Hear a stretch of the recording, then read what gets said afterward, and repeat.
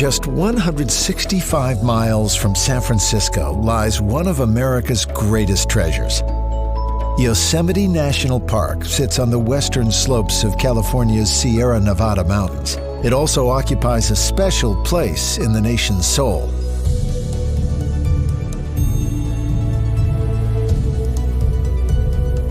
Yosemite's story began as the last ice age ended, when the glaciers of the region's high country scoured and sculptured the valley below. Managed by the National Park Service and covering almost 1,200 square miles, Yosemite takes in 5 vegetation zones, from oak and chaparral woodlands to sparse alpine high country. Of the 4 million visitors who come each year, most spend their time in Yosemite Valley, which is open year-round. At only 8 miles long and 1 mile wide, this valley packs in more jaw-dropping scenery than just about any other place on Earth.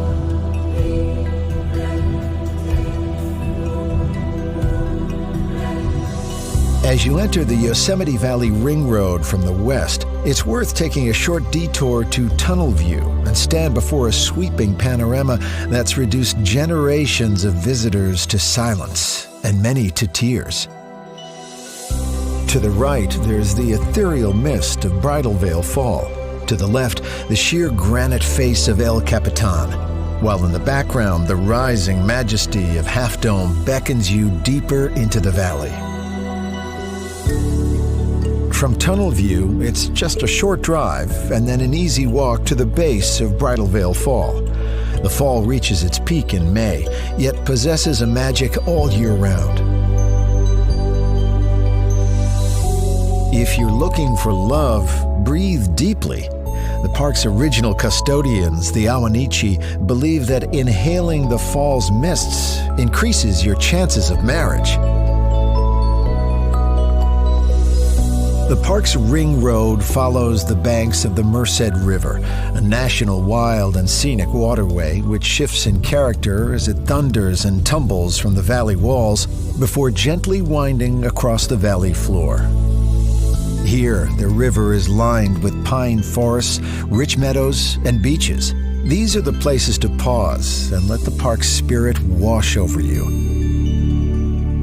These are the places which inspired President Teddy Roosevelt to write, "It was like lying in a great solemn cathedral, far vaster and more beautiful than any built by the hand of man."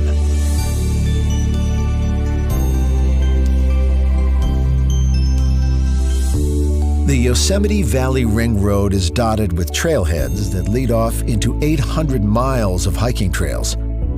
First cut almost 150 years ago, the 4-mile trail climbs the valley's southern wall to 2 of the park's greatest outlooks. At Glacier Point, gaze down into the entire valley and away into the distant high country.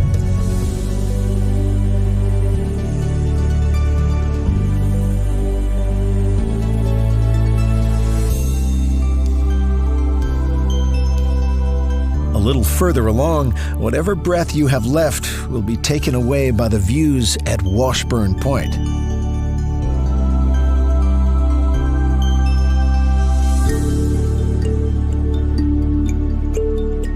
If you're pressed for time, you can also access these outlooks by car or tour bus via Glacier Point Road, which is open between May and November. Further along the Ring Road is the trailhead for another of Yosemite's signature hikes, the Mist Trail. This 5-hour hike is for moderate to experienced hikers, but repays every step with even more stunning vistas and the spectacle of Vernal and Nevada Falls.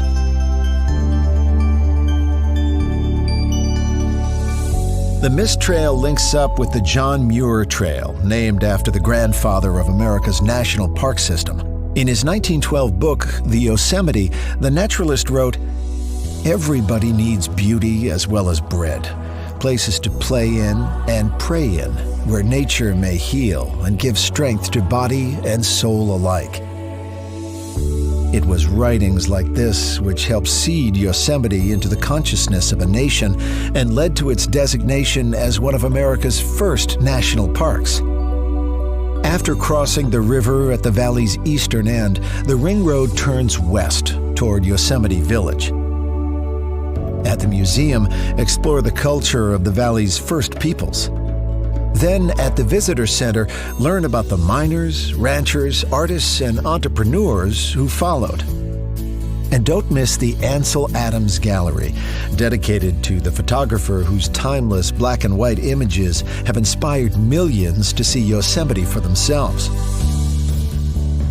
From March to October, the park gets busy, so consider leaving your car at the village and exploring the valley on the free shuttle service. Or enjoy the valley views from two wheels. Follow the 12 miles of bike paths which loop along the river and cross dreamy meadows filled with wildflowers, taking in the valley's star attractions along the way.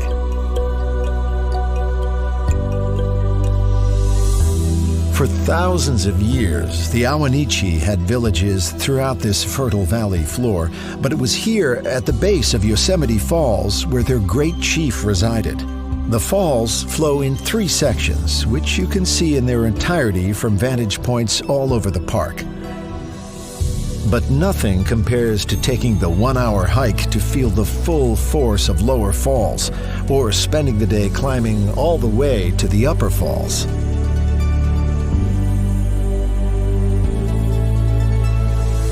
When it comes to climbing, El Capitan, a 3,000-foot-high granite monolith, has become a rite of passage for climbers from all over the world. The first ascent, in 1958, took 47 days. From the comfort of El Capitan Meadow, sit back and watch modern climbers who have reduced that same climb to a couple of days, or sometimes to just a few hours. As the ring road winds back towards the park entrance, stop at Valley View for one long look back. But there's no need to feel heavy-hearted because there's so much more of Yosemite to discover just up the road. To the north of Yosemite Valley climbs one of the USA's most scenic highways. Tioga Road is impassable between October and May, but as the snow clears, the road reemerges, rising into the rugged Sierra Nevada high country. Pull over and fill your lungs with cool alpine air at Olmsted Point. Refresh yourself by the pure waters of Tenaya Lake, named in honor of Yosemite's last great chieftain. Then follow the road further to Tuamni Meadow, the traditional summer hunting grounds of the Awanichi. Today, this subalpine meadow is the perfect place to stock up on serenity or to pick up one of the many trails that lead to further alpine adventures. One of the shortest but most rewarding trails leads to Lembert Dome, named after one of the park's earliest settlers. From its high country to its waterfalls, from its towering sequoia to its valley meadows, Yosemite is an American story unlike any other. It is a place where a nation returns again and again through the best and worst of times to breathe, to be inspired, and just be. For this is a place, John Muir once wrote, that is far easier to feel than to explain. This is a place to wash the spirit clean.